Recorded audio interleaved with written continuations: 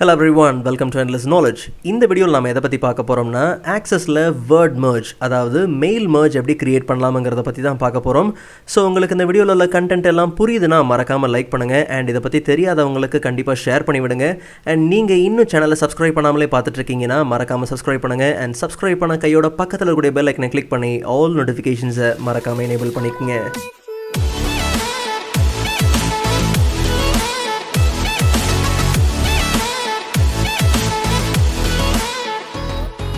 Alright, so first of all, students ஓட details எல்லாமே ஏற்கனவே நம்மக்கிட்ட ஆஸ் அ query பார்த்தீங்கன்னா இருக்குது. ஸோ இந்த லிஸ்ட்டில் இருக்கக்கூடிய ஒவ்வொரு ஸ்டூடெண்ட்டுக்கும் பார்த்தீங்கன்னா ஒரு லெட்டர் ஒன்று க்ரியேட் பண்ணணும். ஆக்சுவலாக ஒவ்வொரு ஸ்டூடெண்ட்ஸ்க்கும் தனித்தனியாக உட்காந்து ஒரு லெட்டரை க்ரியேட் பண்ணிகிட்டு இருக்க முடியாது. ஸோ அதனால ஆக்சஸில் இருக்கக்கூடிய வேர்ட் merge அதாவது மெயில் merge நம்ம என்ன பண்ண போகிறோம்னா யூஸ் பண்ண போகிறோம்.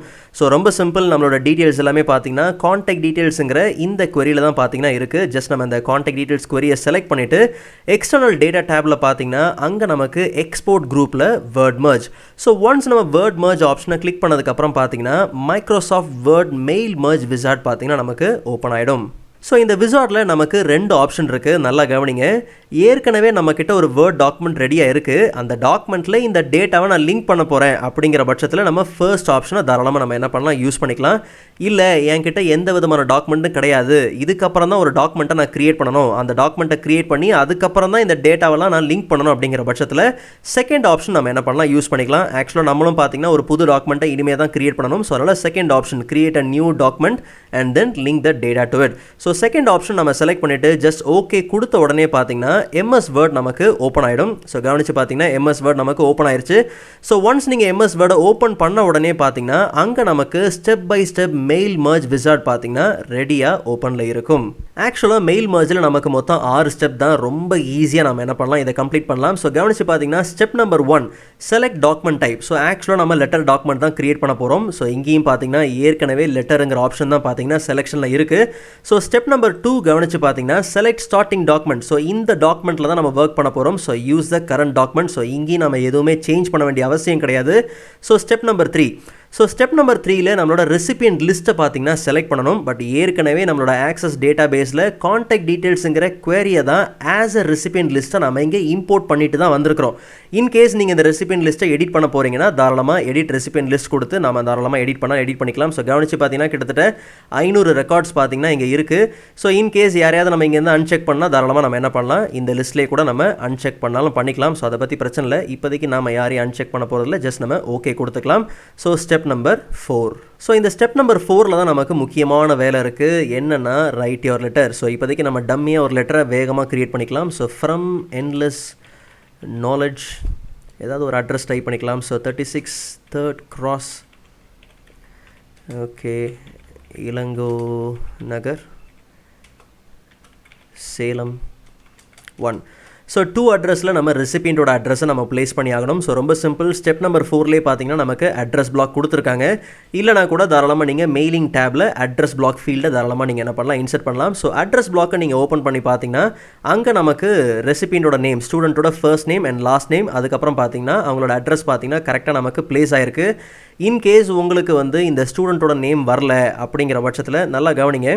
ஒருவேளை நீங்கள் ஆக்சஸ் டேட்டா பேஸில் ஃபர்ஸ்ட் நேம் லாஸ்ட் நேம்ங்கிற ஃபீல்டை நீங்கள் யூஸ் பண்ணலன்னா கண்டிப்பாக பார்த்தீங்கன்னா உங்களுக்கு அங்கே நேம் வந்திருக்காது. ஒருவேளை நீங்கள் கஸ்டமர் நேம் இல்லை ஸ்டூடெண்ட் நேம் இந்த மாதிரி ஃபீல்டு நேமை நீங்கள் யூஸ் பண்ணியிருக்கீங்கன்ற பட்சத்தில் மேட்ச் ஃபீல்டை ஓப்பன் பண்ணி அந்த ஃபர்ஸ்ட் நேம்ங்கிற இடத்துல நீங்கள் உங்களோட ஸ்டூடெண்ட் நேம் இல்லை கஸ்டமர் நேம் கொடுத்துருப்பீங்க இல்லையா, ஸோ அந்த ஃபீல்டோட நேமை நீங்கள் என்ன பண்ணணும்னா கரெக்டாக நீங்கள் மேட்ச் பண்ணி வைக்கணும். ஸோ அப்படி பண்ணிட்டோம் அப்படின்னா கரெக்டாக நமக்கு இந்த நேம் எல்லாமே பார்த்தீங்கன்னா எந்த விதமான எரரும் இல்லாமல் கரெக்டாக நமக்கு ப்ளேஸ் ஆயிரும்.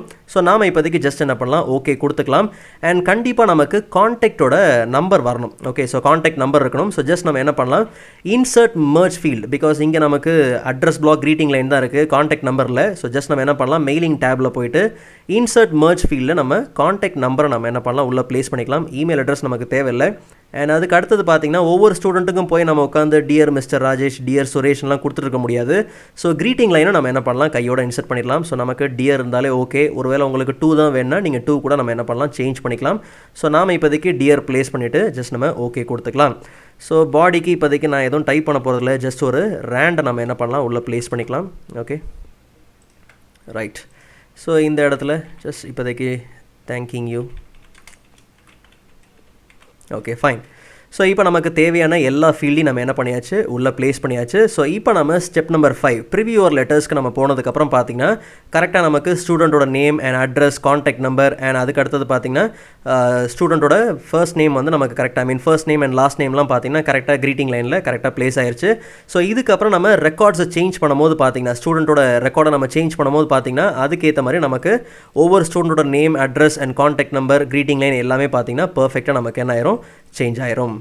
அண்ட் அதே மாதிரி ஏதாவது ஒரு ஸ்டூடெண்ட்டை நீங்கள் ரிமூவ் பண்ணணும் அப்படின்னாலும் தாராளமாக நீங்கள் ரிமூவ் பண்ணிக்கலாம். ரொம்ப சிம்பிள், எக்ஸ்க்ளூட் திஸ் ரெசிபியன்ட் நீங்கள் கொடுத்தீங்கன்னா பர்ஃபெக்டாக அங்கேருந்து என்ன ஆயிரும், அது ரிமூவ் ஆயிரும். ஒன்றும் இல்லை, நீங்கள் ரெசிபியன்ட் லிஸ்ட்டை ஓப்பன் பண்ணி பார்த்தீங்கன்னா கரெக்டாக அந்த ஒரு ரெக்கார்ட் பார்த்தீங்கன்னா அன்செக் ஆயிருக்கும். ஸோ நான் ஏற்கனவே சொன்ன மாதிரி தான், உங்களுக்கு யாராவது ரெசிபியன்ட் லிஸ்ட்டை இங்கேருந்து ரெசிபியன்ட் நேம் இங்கேருந்து நீங்கள் ரிமூவ் பண்ணால் தாராளமாக நீங்கள் என்ன பண்ணலாம், இங்கே அன்செக் பண்ணாலும் பண்ணிக்கலாம். பட் நமக்கு இப்போதைக்கு அதெல்லாம் தேவையில்லை, ஃபுல் ரெக்கார்டுமே நமக்கு தேவை. ஸோ ஜஸ்ட் நம்ம என்ன பண்ணலாம், ஓகே கொடுத்துட்டு so complete the merge step number 6க்கு நம்ம என்ன பண்ணலாம், ட்ராவல் பண்ணிடலாம். ஸோ கவனித்து பார்த்தீங்கன்னா இங்கே நமக்கு பிரிண்ட் எடுக்கிற ஆப்ஷன் இருக்குது அண்ட் ஒவ்வொரு லெட்டரையும் இண்டிவிஜுவலாக நீங்கள் எடிட் பண்ணக்கூடிய ஆப்ஷன் இருக்குது. ஸோ ஒருவேளை நீங்கள் பிரிண்ட் எடுக்க போகிறீங்கன்னா பிரிண்ட் ஆப்ஷனை கொடுத்து எல்லா ரெக்கார்டாக இல்லை இப்போ பார்த்துட்டு இருக்கிற இந்த கரண்ட் ரெக்கார்டை மட்டும் நீங்கள் பிரிண்ட் பண்ண போகிறீங்களா, இல்லை ஒரு குறிப்பிட்ட ரெக்கார்ட்ஸை மட்டும் தான் நீங்கள் பிரிண்ட் பண்ண போகிறீங்கன்னா 1 to 100 ரெக்கார்ட்ஸை மட்டும் தான் நீங்கள் பிரிண்ட் பண்ண போகிறீங்கன்னா அந்த ரெக்கார்ட் நம்பரை நம்ம ஸ்பெசிஃபிக்காக நம்ம என்ன பண்ணலாம், கொடுத்துக்கலாம். இல்லை நீங்கள் இதெல்லாத்தையும் என்ன பண்ண போகிறீங்கன்னா மெயில் சென்ட் பண்ண போகிறீங்க அப்படிங்கிற பட்சத்தில், இமெயிலாக சென்ட் பண்ண போகிறீங்கன்ற பட்சத்தில் ரொம்ப சிம்பிள், மெயிலிங் டேப்லேயே பார்த்தீங்கன்னா அங்கே நமக்கு ஃபினிஷ் அண்ட் மர்ஜ் உண்டு. ஸோ அங்கே நமக்கு சென்ட் இமெயில் மெசேஜஸ் உண்டு. நல்லா கவனிங்க. ஸோ இதில் வந்து 2 இமெயில் அட்ரஸ்ன்னு இருக்கு இல்லையா. ஸோ ஏற்கனவே நம்மளோட ஆக்சஸ் டேட்டா பேஸில் பார்த்தீங்கன்னா நம்ம வந்து இங்கே இமெயில் அட்ரஸ் வந்து நம்ம இருக்குது ஏற்கனவே. ஸோ அதனால் நமக்கு இங்கே பார்த்தீங்கன்னா ஃபீல்டும் பார்த்தீங்கன்னா இமெயில் அட்ரஸுங்கிறது ஆட்டோமேட்டிக்காக பார்த்தீங்கன்னா கரெக்டாக அதுவே டேக் ஆயிடுச்சு. ஜஸ்ட் நம்ம சப்ஜெக்ட் லைனை மட்டும் கொடுத்துட்டு எல்லா ரெக்கார்ட்ஸுக்கும் அனுப்பணுமா, இல்லை கரண்ட் ரெக்கார்டா, இல்லை ஒரு குறிப்பிட்ட ஸ்பெசிஃபிக்கான ஏதாவது ரெக்கார்டாங்கிறத நம்ம கொடுத்து என்ன பண்ணலாம், ஓகே கொடுத்து சென்ட் பண்ணாலும் பண்ணிக்கலாம். All right. ஸோ நீங்கள் ப்ராக்டிஸ் பண்ணி பார்க்குறதுக்கு இந்த ஆக்சஸ் ஃபைலோட டவுன்லோட் லிங்க் நான் டிஸ்கிரிப்ஷனில் கொடுத்துருக்கேன், மறக்காம நீங்கள் செக் பண்ணி பாருங்கள். அண்ட் ப்ரீவியஸ் ஆக்சஸ் வீடியோஸோட லிங்க் நான் டிஸ்கிரிப்ஷனில் கொடுத்துருக்கேன், கண்டிப்பாக நீங்கள் செக் பண்ணி பாருங்கள். ஸோ நெக்ஸ்ட் வீடியோவில் இதை விட இன்ட்ரெஸ்டிங்கான டாப்பிக்கை பார்க்கலாம். அதுவரை காத்திருங்கள்.